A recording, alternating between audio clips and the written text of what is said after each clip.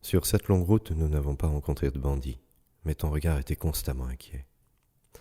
Moi, je voyais la violence de ton pays comme un problème politique, et toi, tu opposais à cela une simple fatalité, celle d'être au mauvais endroit, au mauvais moment. Ça m'agaçait.